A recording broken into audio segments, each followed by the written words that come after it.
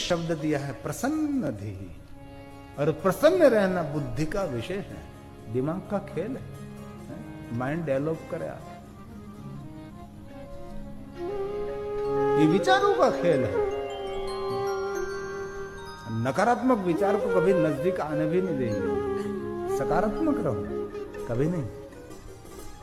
और नकारात्मक जो बातें करते हो उससे भी दूर रहना चाहिए।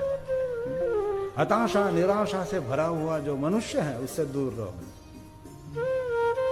खुद भी हताश रहेगा, दूसरों को हताशा भेंट में देंगे वो। नकारात्मक कुछ भी बात नहीं, कभी नहीं।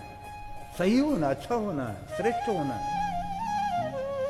આપણો ગુજરાતીનો તો શબ્દ છે ભગવાન સારું જ કરવાનું છે, જે કાંઈ થશે તે સારું થશે, અને જે કાંઈ થવાનું સારું થવાનું। દાદાએ તો કહ્યું જે થયું એ પણ સારું, થઈ રહ્યું છે પણ સારું, ને આવતા સમયમાં પણ જે કાંઈ થવાનું છે એ સારું જ થવાનું છે।